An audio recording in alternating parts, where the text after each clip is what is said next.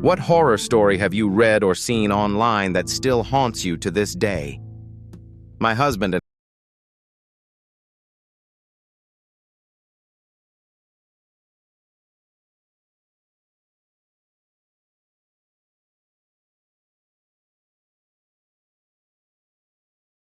there's poor cell parking lot to wait for me. It was an unseasonably nice day, so he took her in her car seat to sit on one of the benches outside the store. He took a business call and had just sat them down, absent-mindedly rocking the carrier, when a woman well-dressed, mid-30s, average height fit build approached them. It's not uncommon for people to ask to play with our baby. She's got big, rosy cheeks, soft wisps of gold hair, and the most adorable, gurgly, toothless grin, especially when she's deep into a good nap. But her nap schedule is paramount.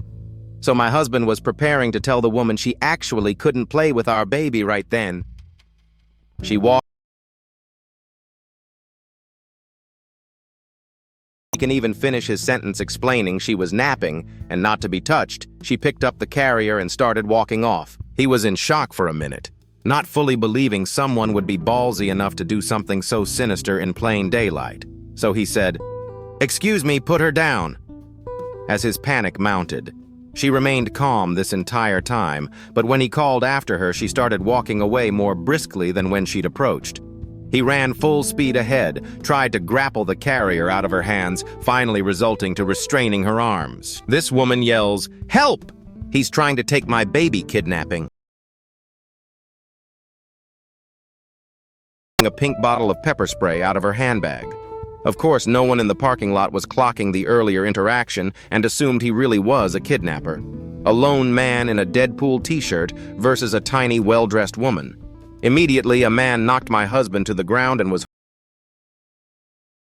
urging the woman to file a police report, but she was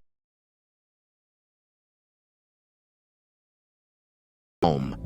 To make matters worse for my husband, she was driving a minivan. He was in a raw state of panic, realizing the entire parking lot had banded together to inadvertently facilitate the kidnapping of our daughter.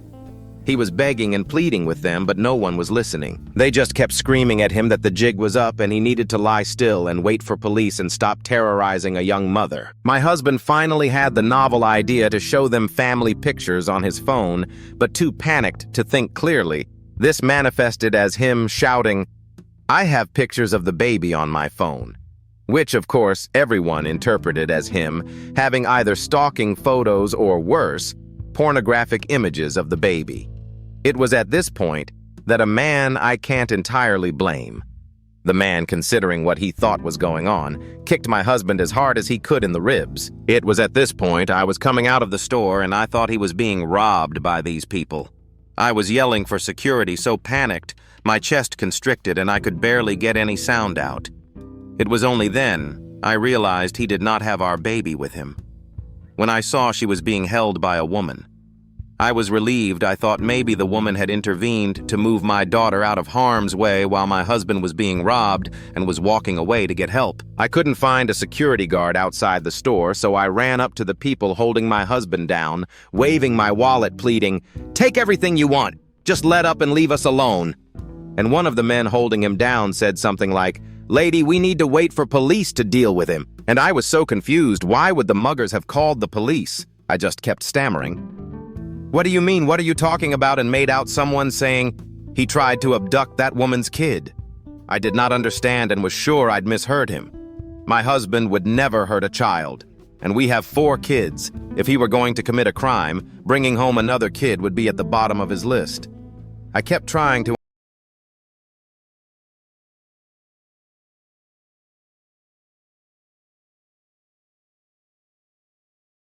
total ballistic tiger cub mode, literally leapt out of my heels and sprinted across.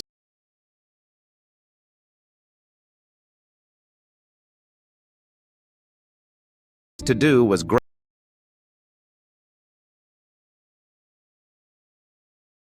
even as I grappled with her. Amazingly, none of the other bystanders connect that my husband was telling the truth and this woman was absconding with my baby. I could, and that was enough to make her drop the carrier. I was so scared and surprised that I actually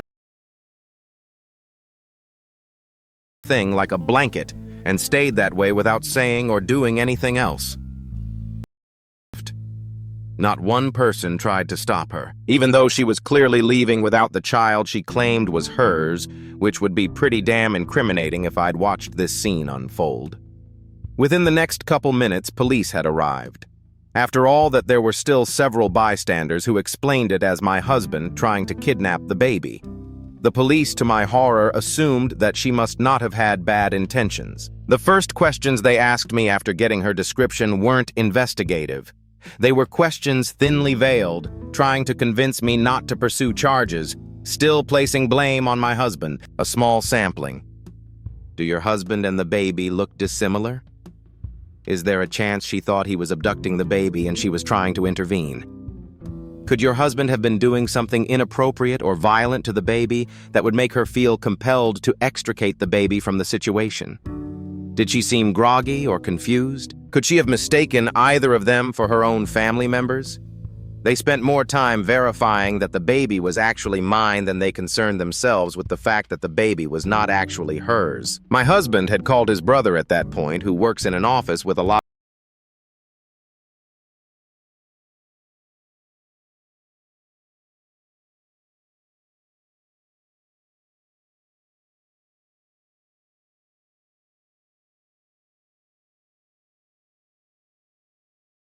to believe we were being taken seriously, and we went home and both just shook and cried until we had to get our other kids from school.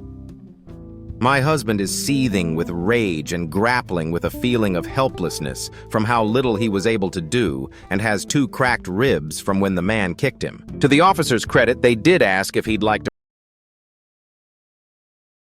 Convinced at the time that he was on the right side of intervening in a kidnapping, and stayed to talk to police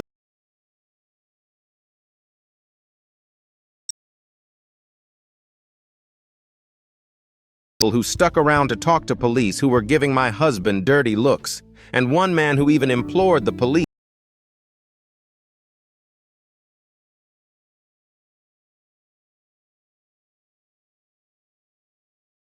row house neighborhood. It tapped into a pre-existing fear. It was about a woman who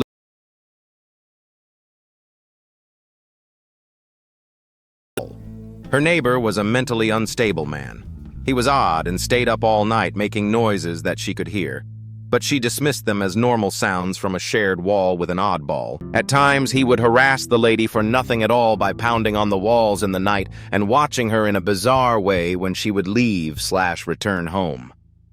One day, she stopped showing up to work, prompting her workplace to request a wellness check.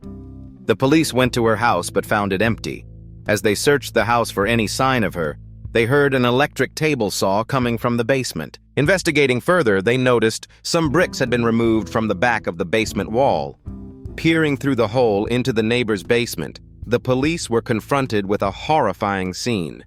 The man was dismembering a human corpse covered in blood.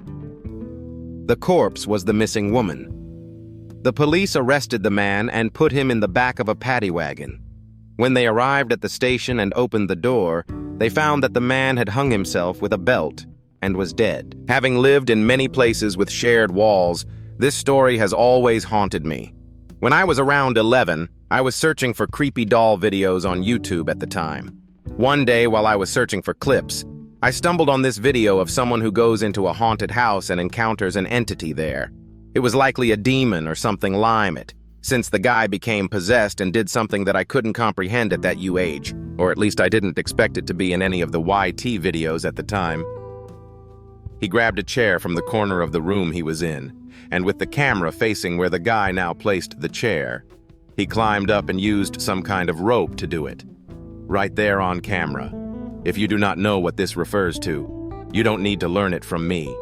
I clicked off as fast as I could gather myself to get some awareness back. I was in shock and prayed that a video like that was fake, that it was some terrible skit or ghost hunting ting that went way too far. Maybe it was supposed to be a short film. IDK honestly just needed to get this out.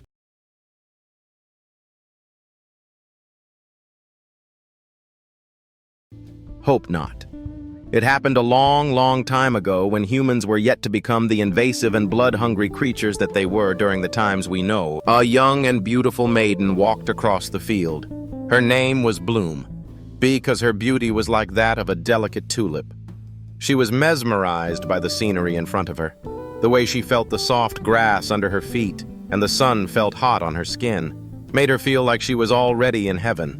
She decided to take a short nap on the grass under an apple tree, but the moment she laid down, she heard a quiet screech coming directly from below her. She quickly shot up, and what she saw on the ground where just a moment ago she wanted to take a nap was a little man. He was around the size of an apple, his hair golden and his skin sun-kissed. Bloom knelt down next to him and inquired if he was okay. He said that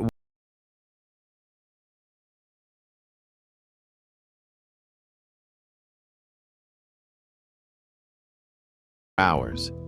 They grew close, and she was